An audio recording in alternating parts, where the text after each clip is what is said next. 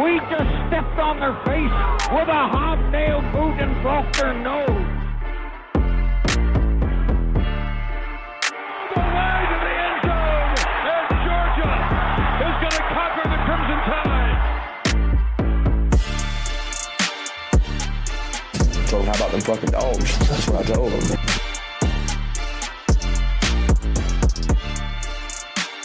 Hope it didn't take that long again.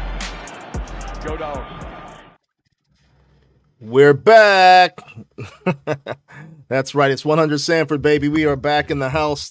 This week, it is me and Graham again. George is still coming back from vacation, but me and GC are going to hold it down. What's up, Graham? Man, just, still out here in North Carolina trying to make the studio setup work mobile. I think we got it going, but yeah, man. Recording on the fly. You sound good as usual, man. The voice is crystal clear. Everything. I can see the I got background the hiccups tonight, so yeah. My mother's interior decorating. Nice. Well, I'll tell you what, man, before we go any further, things are heating up. We're midway through the season. It is bye week. But with that being said, we wanted to make sure you subscribe to the show, hit that subscribe button, hit the like button. Push the podcast out to as many people as you can. We appreciate everything that you do for us. Also, head on over to IG, TikTok, and the X, follow and repost.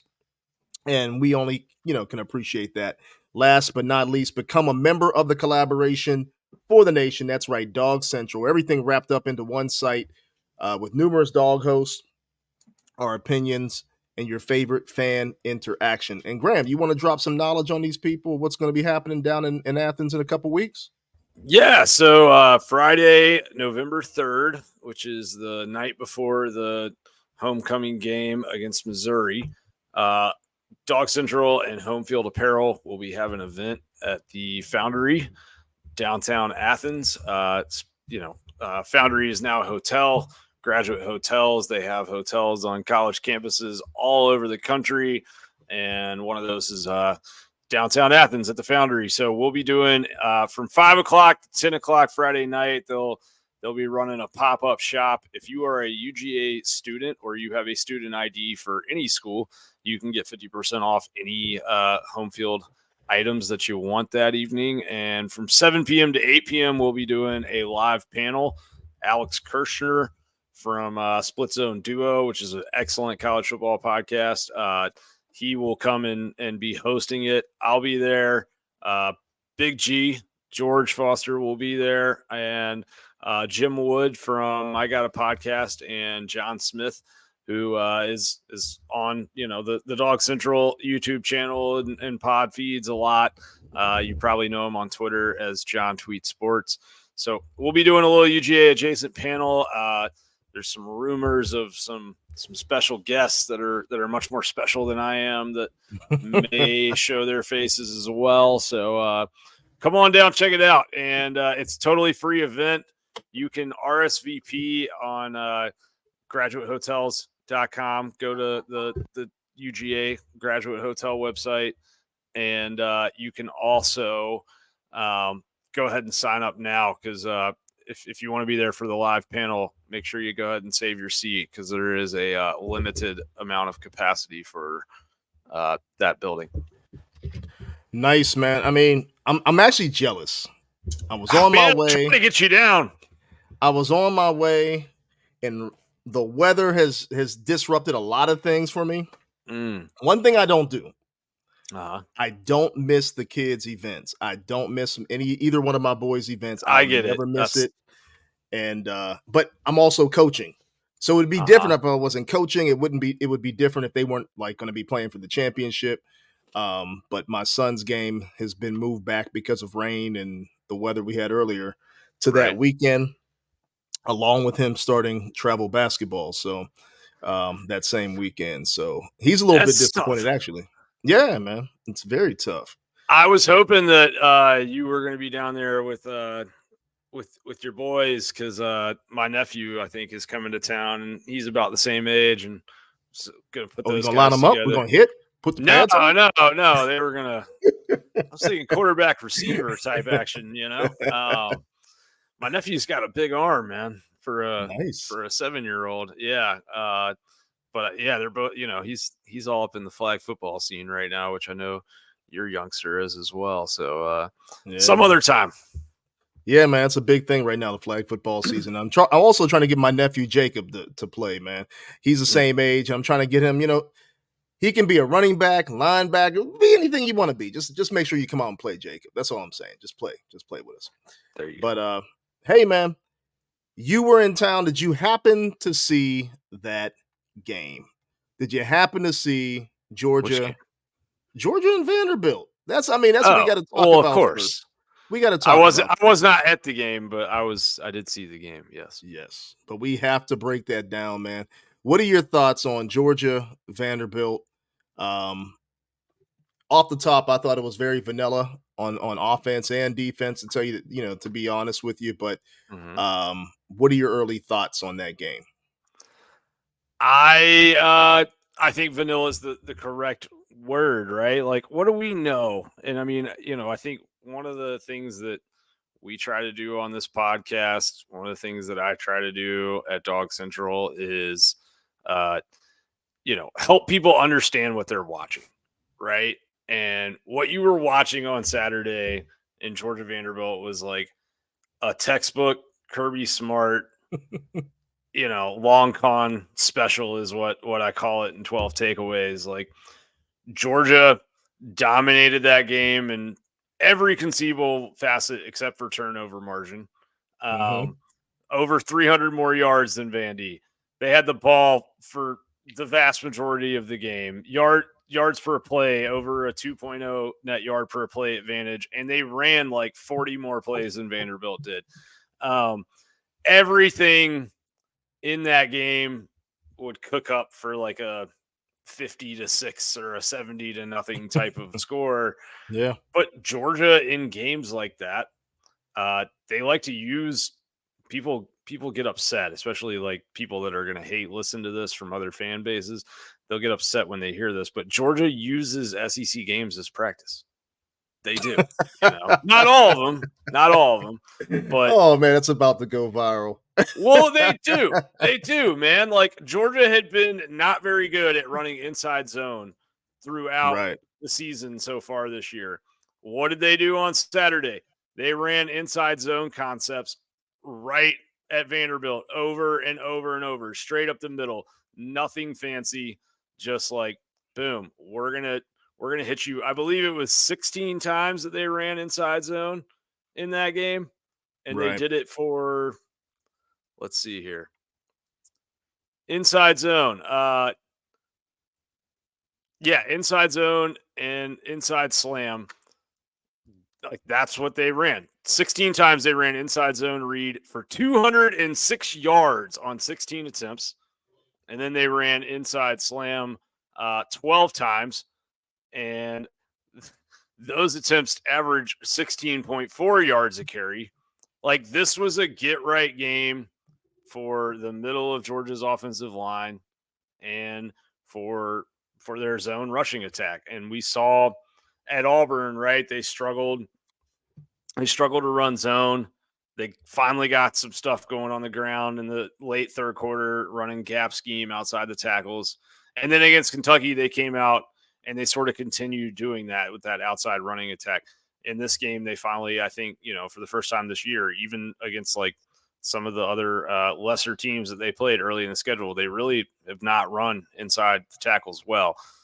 So this was a chance to do that. And then you got in the red zone, and Bobo did what Todd Monken did a lot of times over the last couple of years, which was not burn his red zone plays onto tape against a team that he didn't need to do it against.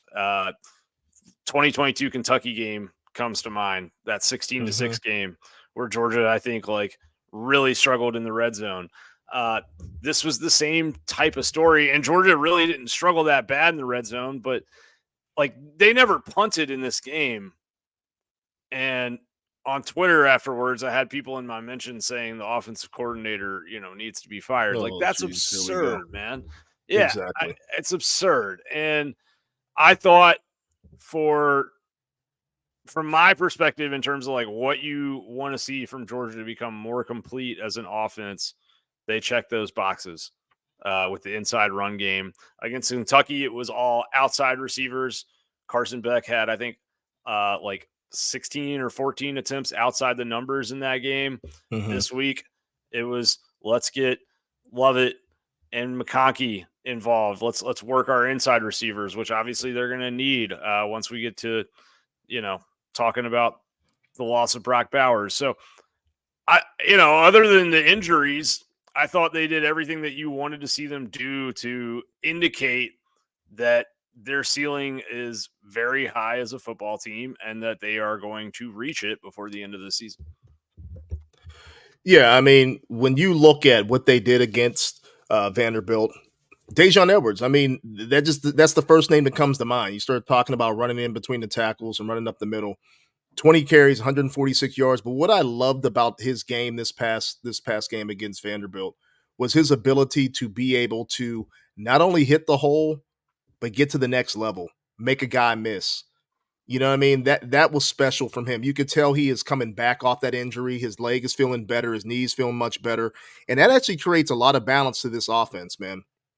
Especially, we're going to get to one of the bigger injuries that happened during this game, but there's going to be a lot of people that have to touch the ball moving forward. And when you have a more balanced offensive attack, which they are now starting to prove and now starting to show, it means a lot. And for all those people that were under, on your Twitter DMs or anything else talking about the offensive coordinator, are you crazy? I mean, like, really, let's just be real about this. When a team does not have to punt the ball once, that's insanity to think that the offensive coordinator has an issue. There was no issue. It was a very vanilla offense, very vanilla defense. Everything that they did was to impose their will on Vanderbilt and to see, okay, we're just going to line up and just play football, backyard football, and see what happens. Stay healthy as much as we can, develop some things that we have to develop, mix and match some offensive line pieces, defensive line pieces, and see what happens. And when it came down to it in that game, Georgia actually showed, obviously who the better team is. No doubt about it. But at the very same time, they actually showed that if they have to grind it out, they can grind it out. They can do a lot of different things. Carson Beck looked, great as usual, minus the one interception that he threw. But he was well in control of the game. I mean, again, that's a game he's going to throw for 400 yards if they really want him to throw for 400 yards, right? And then I love, I love the aspect of the receivers. Using those different combos of receivers, a lot of guys touching the ball. It was awesome to see. But obviously we had the big thing happen. And I think that's what everybody's more concerned about moving forward. It was a 37-20 win, but then the unicorn goes down. Right. That's the big thing that happened moving forward. And the question is, what does Georgia now do with this offense with Brock Bowers going down? What are your thoughts, your immediate thoughts? Actually, you know what? I want to show you something else first.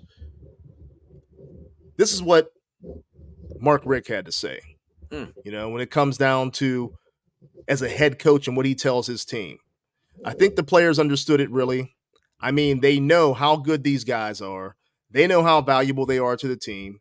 They know what kind of catalysts they are for everybody. And everybody knows they got to step up their game. Everybody knows the margin for error is just a little bit less. That was Coach Mark Richt on Dog Nation. And he's right. He's 100% right. Everybody's got to step up their game.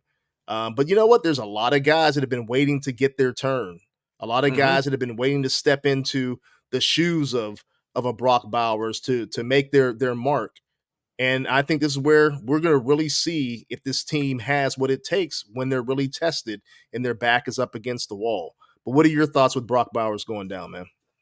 My thought is that I like what Coach Rick said about, the margin for error being a little bit less, because I think that's accurate. Like, Brock was kind of he was sort of like the thing that's behind the glass, in an office building where it says like break glass in case of emergency.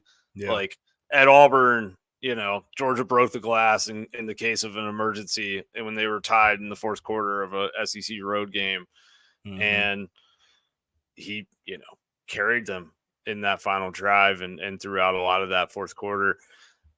I think that he's an integral part of the offense. He is, and I think like what his value has been to Georgia's offense is that he makes hard yards look easy, or he turns like short passes into long yards. And there's a lot of times this year where he's had games where he's averaged 9-10 yards after the catch per reception. That UAB game, I think it was, where he went off and had like 130, 150 yards receiving. He only had one reception or even one target that was like past the line of scrimmage. It was just like, okay, we're going to motion Brock pre-snap. We're going to do an RPO fake, and then we're going to flip it out to him over there on the boundary, and the wide receivers are going to block, and he's going to make somebody miss. Or even if they don't block and he doesn't make anybody miss, he's a baby rhino, and he's just going to like carry a bunch of dudes for 5 yards. And then we'll be in 2nd and 2, and we can run whatever we want from there. You lose that, and that's an important thing to lose. Like, I don't want to diminish that at all, but what my personal opinion on it is that if Georgia as a football team, as we go through the month of November and they face these tests in Jacksonville and back home against Missouri and Ole Miss and the trip to Knoxville and even Georgia Tech and Atlanta, like if Georgia was relying on force feeding Brock Bowers to win those games, then this Georgia team wasn't going to go where they want to go anyways. Agree. He's a very important player, and his importance is often not really, I think, noticed by the casual like fan, because there's a lot of plays that other guys get to make because the defense is giving Brock attention. And so you're going to have more contested catches.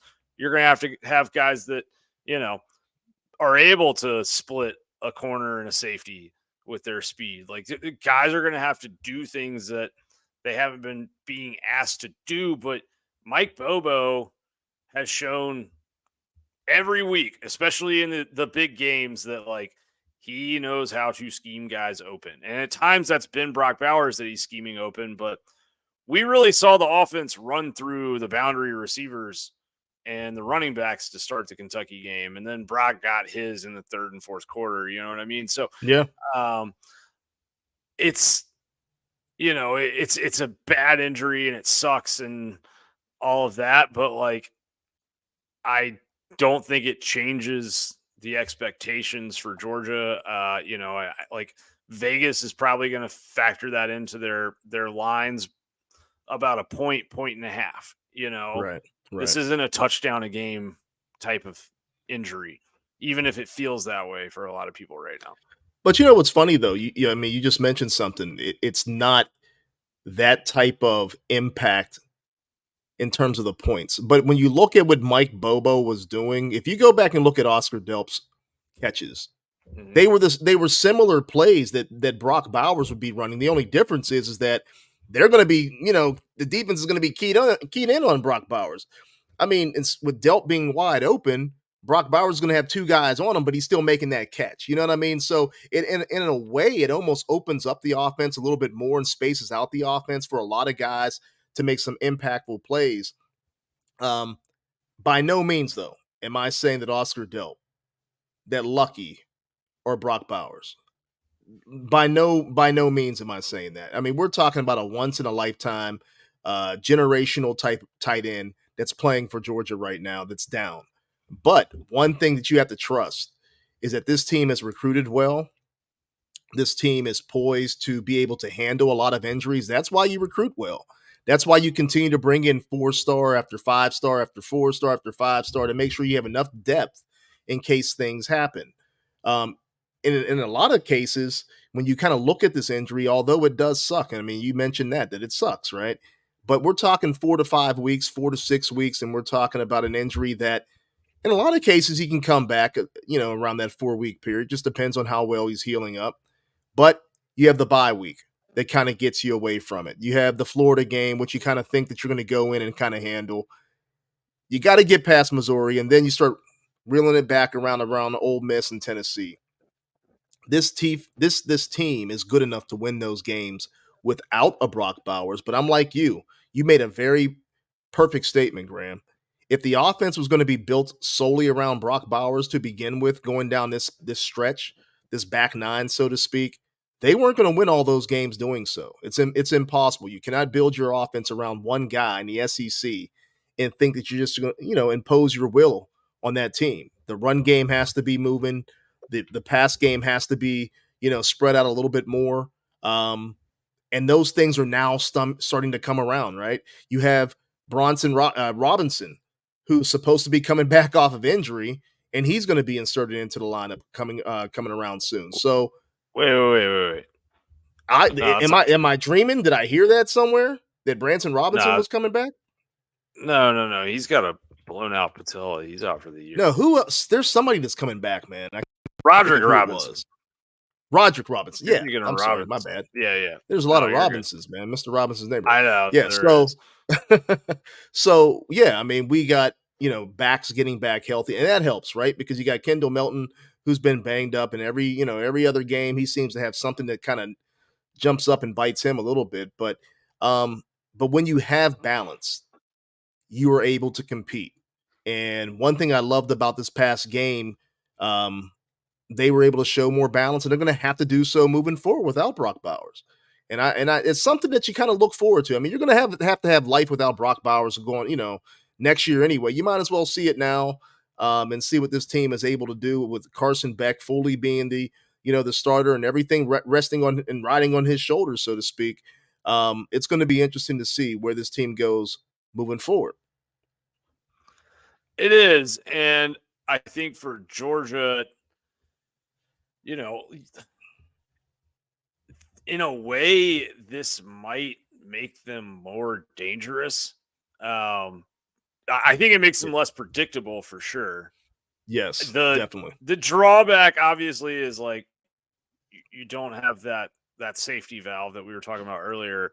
You also, in Oscar Delp, and like, look, Oscar Delp has had a really nice stretch of games here lately. So what I'm about to say, I don't say lightly, but there were numerous people that I speak to who watch practice every single day that felt in the spring like Lawson Lucky might be Georgia's second best tight end this year.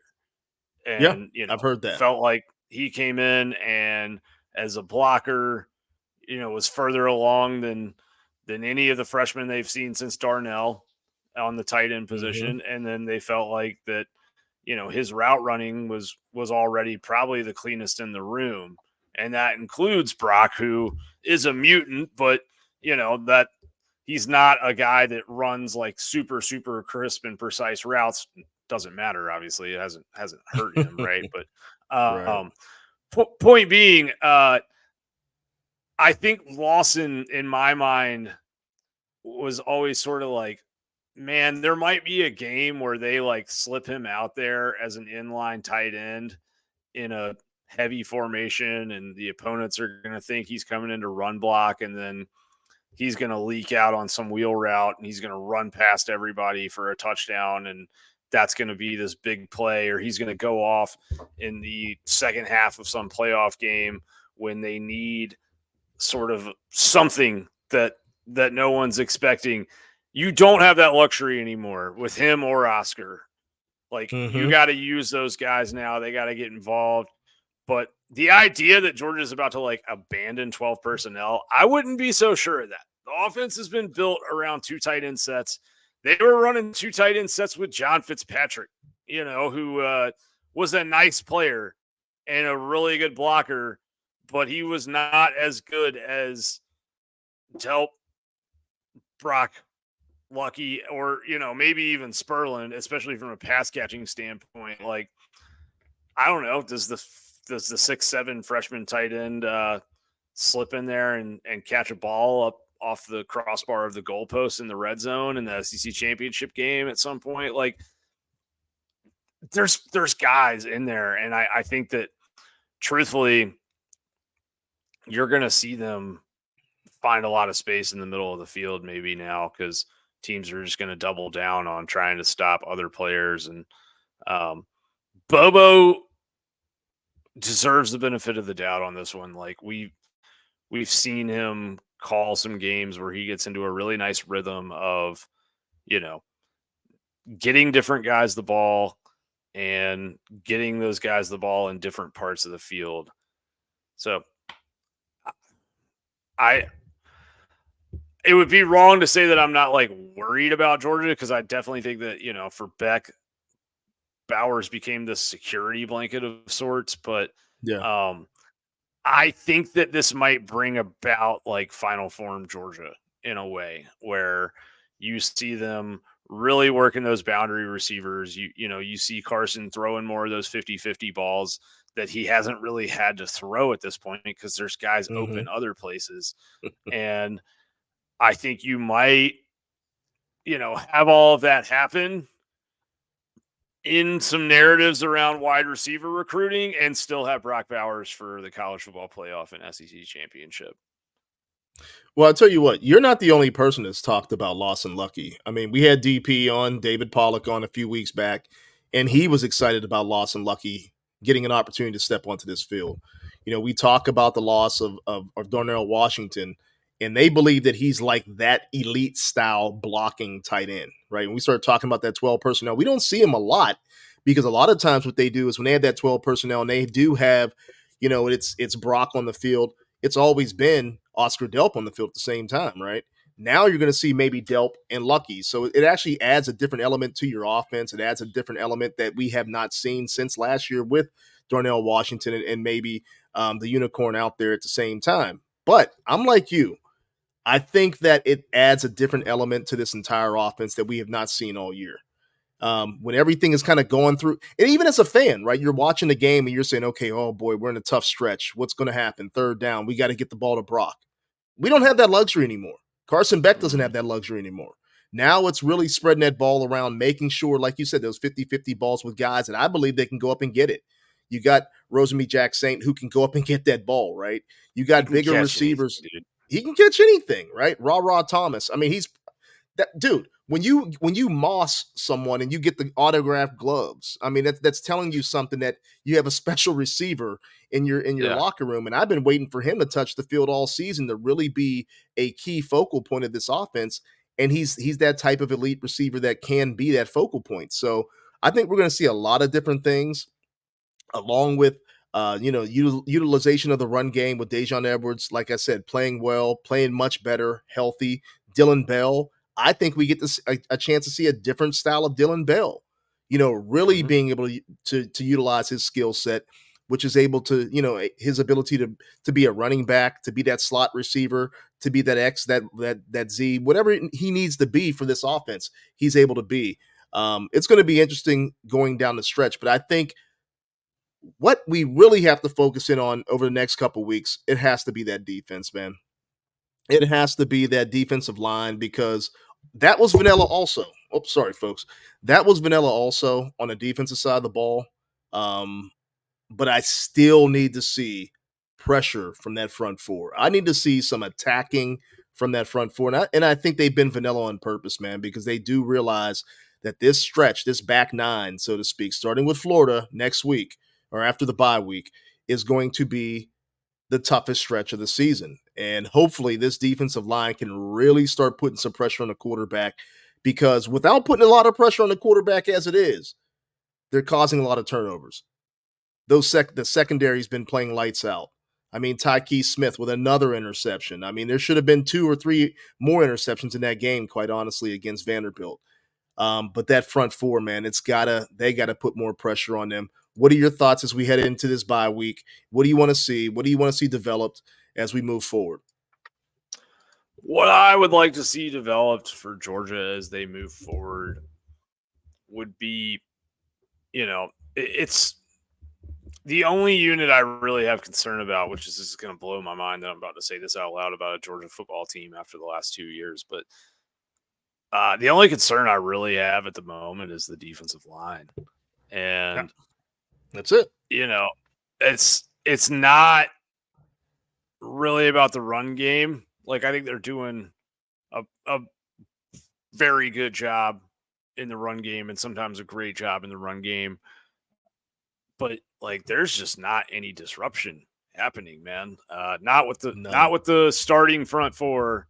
When they're rushing four, they're not getting pressure. They're not even like moving guys off their spot. You know what I mean? Bro, like, they're getting stood up. Let's just be honest. Yeah. They're getting stood up a lot of times. Like, Nazir Stackhouse, who had a phenomenal season for Georgia last year, like really helped carry that D tackle room when they were without Jalen Carter for a stretch. Like, Stackhouse has, let's see here, 1 this year in 100 pass rush snaps. That's not going to cut it, is it? Zion Logue, let's see what he's done this year. One moment. Here we go. 4 pressures in 94 pass rush snaps. A little better. Again, not going to get it done. Like, that D tackle position is so important in modern football because A, it's the shortest distance between a defender and the quarterback is where those guys line up. B, if you can come up there and create pressure, you take so much of the field away from the quarterback in terms of where he can throw the ball, where he can see openings, and then you also flush him into your edge rushers. So they got to find somebody that's not willing to, but that it's able to create pressure from those inside spots on the defensive line. We've seen Kristen Miller do it. We have seen Warren Brinson do it. I think Jordan Hall can do it. And we're starting to see more of those guys. I just think, like, when Georgia goes to Florida next week, last week was informative to me because they started again with that same front four of Chambliss, I think Logue, Stackhouse, Walther was the 4. And that first drive, you saw, Vanderbilt fly down the field for a touchdown. Now, they weren't the ones that busted the coverage in the back end, to be fair, but like, Vanderbilt had, I think, it had the long pass play, but the other 2 pass plays it completed before that were some of the longest pass plays it had in the entire game. Like, those guys weren't being disruptive. And then Georgia put a whole different 4 out there the next drive. And even coming off a turnover, it was 3 and out and a missed field goal. So I think that they've got the picture and that they're starting to do some different things. But, bro, look up Christian Miller's stats. Look up Christian Miller's stats. They're not as good as you'd think. Yeah, they may not be as good as 3 pressures on 67 pass rush snaps. His run defense has been exceptional. Yes, but I'll take that. I'll take his run defense has been better than the other guys as well. Right. I will take the run defense being exceptional. I will take even the presence, even the thought of you being a disruptive pass rusher. I mean, that gets into the mind of the quarterback. But when a guy's able to sit back in the pocket and he feels comfortable against a good quarterback, he's going to light you up because there's no fear of getting hit. There's no fear of having to escape the pocket and get tracked down by, a guy that's 6'5", 300 pounds and runs a 4.6. There's no pressure. And I think that, again, you go down this back end, this back 9, man, there's some guys that can sling it. There's some guys that can really rip it. In a game that comes to mind is Missouri. That game absolutely terrifies me right now. I know people are like, oh, you must be crazy. Just go watch Missouri on tape. Watch how well they're throwing that ball and moving that ball up and down the field. And if you don't get a lot of pressure on these guys, they will pick you apart. They shouldn't have lost that game against Who the heck LSU. they lose? LSU. Yeah, they should have lost that game, but their defense is bad, right? But offensively, they are outstanding. They've been outstanding offensively throughout the year. So, I but agree. I'm like you. I need to see more out of that pass rush. And again, it doesn't have to equal 3 to 4 sacks a game, but it has to equal some pressures, allowing that quarterback to get off his square, to not feel comfortable in the pocket, because we're not seeing it. I mean, I went back and I watched tape and I watched play after play after play, and Oh these no, it's guys, not there. it's not there. Yeah. You don't No, see it. you said it well. I mean, they are getting stood up. It's not like, oh, these guys they're shooting gaps, but teams are rolling the pocket against them, or Yeah, like no, like teams are just blocking with 5, and Georgia's rushing 4, and they're not even walking defenders towards the quarterback in a lot of cases. right. And so, yeah, I mean, like you go from there and you go out. Michael Williams looked like Michael Williams to me on Saturday. And what I mean by that is like he looked explosive and disruptive in a way that Mhm. he often did in 2022 and maybe hasn't been quite so much coming off of that foot injury so Yeah. far in 2023. I think he's getting back to himself. So I'm not advocating for taking him, out of the lineup in any way. But yeah, I hate to, I feel like I always end up talking about Chaz Chambliss, and so like I imagine that like the Chambliss family like is using like my face as a dartboard or something in their household. Uh, and I don't dislike Chaz. Like in a lot of ways, I think he gets more out of his talent than most guys in college football and most guys on the team. Like is he's the type of player that like good programs are made out of. Mhm. And I think that there's things that he does really well situationally, and there's times where he does everything well, man. There's times where he plays a run and you're like, shit, that was textbook, man. Like he just Yeah. set the edge there and then came out and made the tackle, and he's stringing plays out. Like all of that happens, and he had sack in the SEC championship game last year, sack against Kentucky and Florida, I think last year.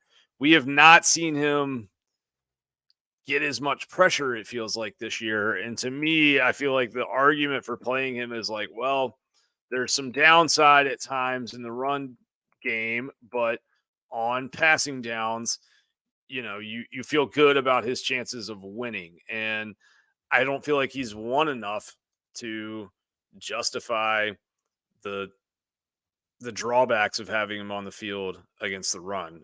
6 pressures in 78 pass rush snaps. Like Josh Hancher, aka Dog Stats, he pointed out on Dog Central, I believe Sunday, we were having some discussion in there, and some folks were talking about the PFF grades, which, don't get me wrong, man, PFF grades are flawed. They are not the end all be all by any means. Right. But if you look over large sample sets, they do have some value, and there are some indicators. Like when you go back and look at like what was the PFF grade for Devontae Wyatt and Jordan Davis when they were freshmen and sophomores and not playing as much, it's like here they are grading out over 80 every time they touch the field. Like there's good indicators in there. In 4 SEC games, there's only been 2 game grades from Georgia defensive linemen that were 70 plus, and both of those were Warren Brinson. One of those was against South Carolina, which was a 70.1, and then he was a 79.9 against Vanderbilt. But like, you think about that. I was used to, when I started doing 12 takeaways, Mhm. was the 2021 season, I would get on there every week, and Georgia's defensive grades would just be like, all these like big blue and green numbers, for the most part. And it was all the defensive linemen in there, including the backups, right? Yeah. And I just think that like without that alpha dog on the D line that teams have to focus on and put attention Mhm. on and double team, it's gotten harder for everybody else. And they haven't really adjusted to that so It far. makes you wonder who the alpha dog is. That's amazing to me because, you go back to the 20 season, 21, 22. I mean, we're talking about legendary styles of defenses, right? Right. I know people can go back and talk about the Miami days and things like that. And those teams were great. Don't get me wrong. But they were also playing in the ACC. I'm talking when you're dominating the SEC the way you've dominated the last few years with Georgia and winning back-to-back national championships. We're talking about a defense that was outstanding. Got all these guys are going to the NFL. But you look at now and you're saying to yourself, who is the alpha dog on that defense? I mean, you don't have it. I mean, at least to my knowledge, I haven't heard anyone step up and say anything about it. I haven't heard. I mean, you would hear names. Nolan Smith is that guy. You would hear this guy's that guy. You don't hear that. And I Right. think if there's anything that's missing in this secret sauce of 23 and going for, a third national championship in a row, it is that alpha dog on that defensive side of the ball that can really dig into someone's arse and get them moving. And I think that right now they're really playing a little bit entitled because there's no reason in the world. I don't care who you are, that you should be going into these games for the first 6-7 games and you're getting stood up. There's no you're basically just going off your own regular talent and nothing extra. You're not giving that extra. That concerns me. I got Oh, a it quick concerns. question. Yeah.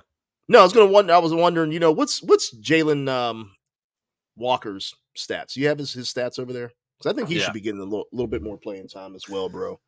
I mean, the issue it seems like with Walker is he an inside linebacker or is he an Right. outside linebacker? Yeah. And I mean, like there was a series at the end of the Kentucky game, and I had like been sitting kind of up a little higher, and I came down towards the field to see some friends, and it was 3 plays in a row, and it was like, dude, he made a great tackle against the run on first down, had a tackle for loss against a screen on second down from inside linebacker. And then on third down, he comes off the edge for like a pressure and he hits the I pass know the interference exact run. series you're talking about, man. Yeah. And it was like, where has this dude been all my life? Jalen's got 8 pressures in 63 pass rush snaps, which is, that's very solid. That's a solid win rate, especially from the edge. Yeah. You see one thing I would say if anybody's listening to this and they go in and look at these stats themselves, like you'll see Mondin and Dumas Johnson, like they have insane pressure rates, but that's because like when they pressure, they're the 5th and 6th guy, they are the blitzer and they're getting to come free and they're often getting to come on a delay unblocked. So, a little bit different standard for them than you have for the guys that are lining up with their hand in the dirt. I think with Walker, the Kentucky game, for example, he had 3 pressures on 9 pass rush snaps. He's just not playing that much, to be truthful with you, man. Like he played 16 snaps against South Carolina and had 2 pressures on 15 pass rush ops, which wasn't great by I think what they want out of him. And then, at Auburn, he only played 10 snaps. Like he's not playing a ton right now, but I think that could change following the bye week. Like that's the thing that I've been told for a couple weeks now, really, man, going back to the week before the Kentucky game, is that we're going to see some young guys play more after the bye week, that they're going to kind of use Vanderbilt in the bye week to give some older guys one more shot to establish themselves. And then at the end of the day, like you're playing some of these older guys because you trust them to not bust things. But if they're busting things anyways, and then they're not as, let's just be honest, they're not as like talented as some of the younger guys that you might be able to put out there, not quite as athletic in certain instances, then it's sort of like the conversation earlier with Chambliss. It's like if you can't get them to do the one thing that you're putting them out there to do, then why are you putting up with all the other Right. issues, you know? I hear you. And that might be one of the things that they need. You know, somebody has to get benched. Somebody has to, you know, sometimes there has to be a lesson that's learned. And that kind of, you know, like lights a fire underneath everybody to say, hey, you know what? We just can't be resting off of 21 and 22. This is our season. And I brought up entitlement for a reason. I mean, sometimes you can become entitled, and it doesn't seem like it's happened necessarily on the offensive side of the ball because you have some guys that are looking to prove themselves. You have a Carson Beck looking to prove himself. You have the running backs, the wide receivers. I mean, those divas always want the ball, right? So they're going to go out there, they're going to bust their arse to try to, you know, to make things happen. But on that defensive side of the ball, man, that's a test of will when it comes down to it with those big guys up front. And either you want it or you don't. And you know, maybe this is what's going to happen over the bye week. And I'm actually looking forward to some of these young guys getting an opportunity because I think this last class that we've seen in 23, this freshman class, along with 24, can be something that is a sight to behold, quite honestly. But we'll see. I mean, that's why you play the game. It is, and I mean, I think, you know, it's not, I think, like totally always about. I don't know that they're playing with entitlement in my mind. I see it more as like they're playing to defend something that wasn't really theirs to begin with in a lot of cases. Ooh. Instead of like playing with this, like playing from a place of hunger. Like they look like too well fed in a lot of ways. And they don't look desperate at times. They don't look quite as hungry. And yes, like they were a part of those last two teams, but that winning streak is not something they should be going out and playing under the burden of, you know, like they should be going out and playing under the kind of thought pattern of, hey, I want to go and show the world what I can do because I want to be a multimillionaire who's drafted in the NFL like the guys that came before me, right? Like it's not about what Georgia has done for the last 2+ years. It is about like you and your own personal journey and you getting the most out of your time at this football program. And but you can do that, though, out of your staff. I know they can. I'm not saying because when I look at like, okay, this is the best example I can give you. When you go back to those Miami days when they were dominant, they had to live underneath the burden of playing behind guys like Ed Reed and all the rest of these guys that were just churning out. I mean, the U was churning out champion after champion and, you know, first round picks. Right. And these guys took it to heart, saying, you know what, I got to be the next guy. I want to be the next guy. And I can't let those guys that came before me, can't let those guys down.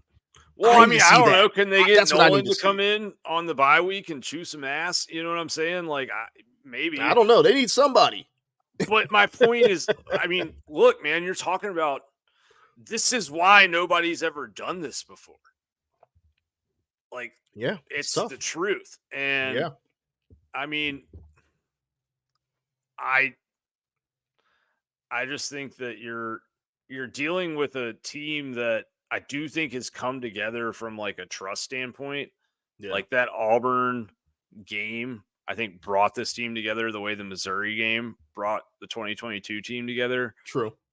But, you know, the Kentucky performance was a step in the right direction. Let's be clear. Like that, you know, the pass rush was not great, but like the rest of the defense played pretty well for the most part. I don't know. I'm very interested to see what Florida's like because Kirby has a history of saving bullets for Florida. Like he treats that game like it's as important as it really is. You know, you treat that game like it's just any other game, then you're kind of falling into the trap. And Kirby, even if Florida's bad, he still points to that game and is like, you know, hey, we're not going to rush to have this guy back by Vanderbilt. We're going to make sure we get him back for Florida. You know what I mean? Like there's there's always Florida's always sort of pointed to, and part of that's just because it's after the bye week. But I think that they've been sort of building towards something, and we're gonna find out what that is, good or bad, in Jacksonville, right? Like, I do Yeah. think there's a chance that defensive line comes out. They're due to have a day, and at some point they're gonna have that day, and sometimes that's all you need is that one good day, and then you get that momentum and you start rolling. I mean, I was told all through the summer this was the toughest fall camp that Georgia ever went through, like under Kirby Smart. What you think about that?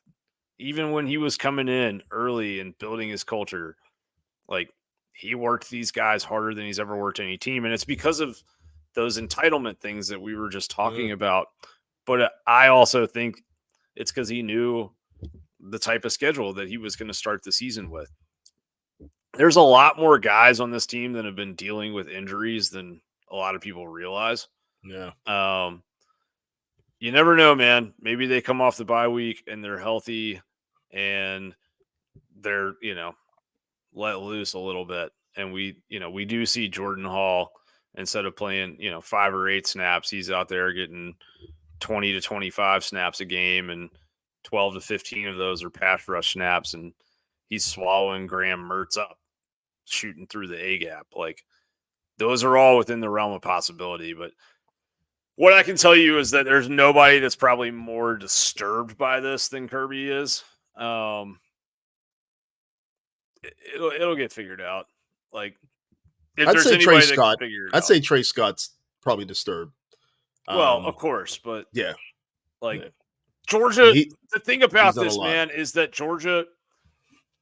Sorry, I know we're about to wrap up here, but the last thing I'll say is, remember what the narratives were about college football coming into the 2021 season. It was, you cannot win a national title unless you have elite level quarterback play. Like, you have to have, a Burrow or a Jones. You've got to have somebody that is basically, going to quarterback you to having one of the best offensive seasons in the history of the sport, or something on par with it. And Georgia came in with nasty lines of scrimmage, and they blew that shit to smithereens. Yeah. Like, that is the recipe. Is Georgia came in and reminded the whole world, like, your spread offense is cute, but the sport is still played from the inside out. And your spread offense doesn't work so well if your quarterback can't sit back there all day and wait for these deep in-breaking and out-breaking routes to develop. That's still the formula. That's still the recipe. And no, there is not a Jalen Carter on this team. There's probably not even a Devontae Wyatt on this team.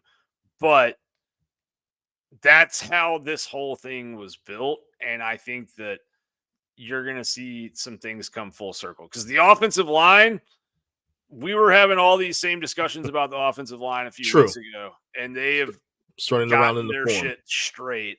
And they've done it despite being down, two starting tackles so far. I think it's coming. I just don't know who it's going to be that's kind of the one that brings the pain for them. But somebody's going to go off in Jacksonville. Well, I mean, we could talk about that next week. We have the bye week this week. We get a chance to kind of look at some film, break some more things down. Hope, we hear a lot of good news in terms of injuries and guys coming back a little bit more healthy, not getting banged up in practice.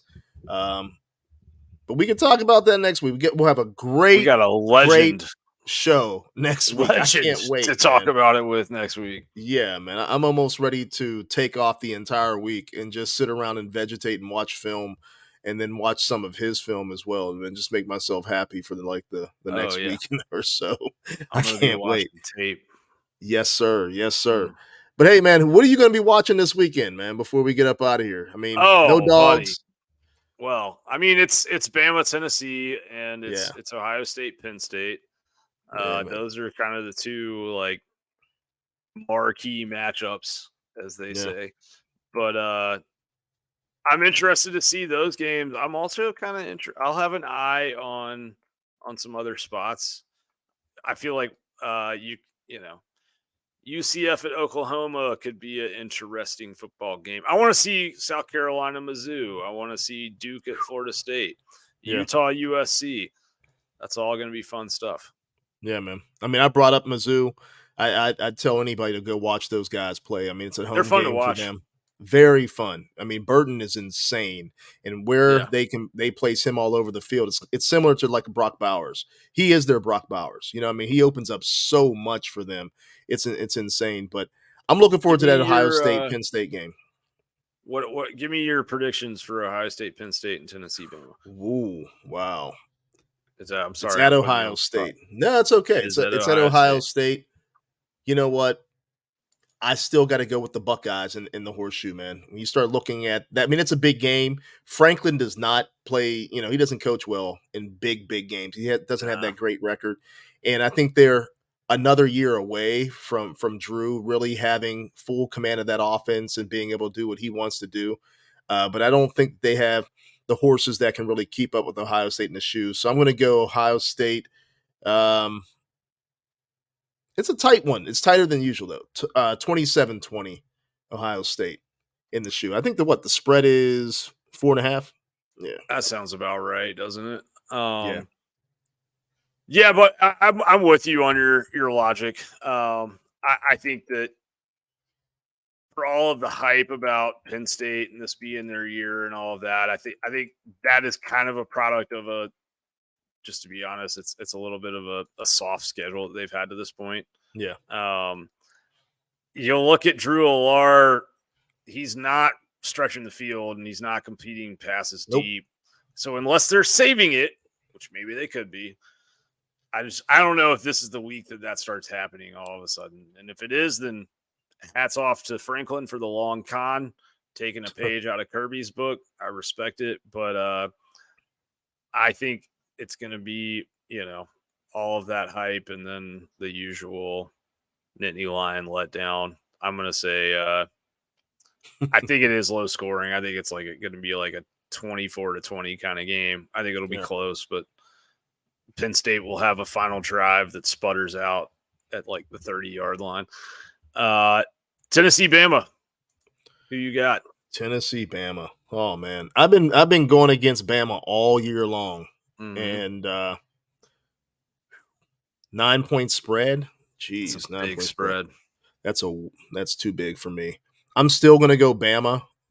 They've just been tougher. They've been tougher than Tennessee all year long. I mean, for all that we talked about Bama becoming soft, they've actually started to get a little bit of that grind back. And I think it's because of the quarterback play they've had to. So I'm going to actually go Bama. They're not covering that spread, though, man. I'm going to say, again, low scoring, maybe 26-20, Bama. I like that. Okay. 26-20, man. That's a the under score for some people. You know that, right? Yeah, I know, bro. That was the score of the 2018 national championship game, my friend. Yes.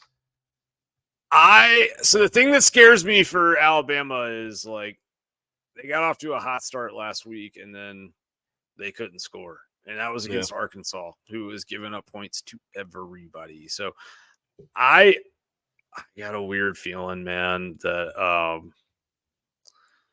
I actually think that Tennessee this year is built to kind of stay in this game. They've run the ball well this year. Right. I think that like their defense actually might be able to give Bama some problems.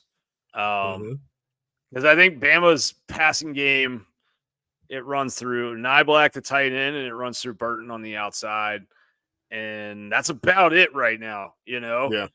And like I think that Tennessee can kind of scuttle the run. I'm not saying they'll shut it down entirely, but I think they'll limit it. And then I don't know. I just got a weird feeling about that one. I definitely have taken Tennessee plus 8.5, but I am gonna say Tennessee 28, Alabama 24, and Woo, people are talking outright. about people are going to be talking about Nick Saban's career and how much time it has left come Monday morning. That will be an overreaction, in my opinion. But I think Josh Heupel it's just got, I don't know. I just think Tennessee might be set up to have weird fluky shit happen when they play the Crimson Tide, and then maybe they don't get that luck against Georgia. We'll see. Wow. Well, Stepping we'll on the see. limb. Yeah, man, you're really out there. You're really out there. A lot of people want you out there by yourself too. Hey, bro. I think it's good for Georgia if Tennessee wins that game. Yeah, man. It's good for college football. It's good for the resume. It's good for the SEC East. For as many people have talked about maybe the SEC being down. I don't think SEC's down. I think college football as a whole is kind of just quorky this year. I think it's a great season, honestly. Yeah. Yeah, there's talent all over. A lot of good games that have been on TV. I mean, I hate to talk about it, but Coach Prime has been out there, and I think he's brought a lot more visibility to college football as a whole because you've had to watch quite a few more games because of teams that have actually played them as well. But it's been an interesting season. But hey, man, let's get ready to get up out of here. It's a short but sweet show. And next week we can't wait to see you folks. But right now we are out, and as always, go Dogs.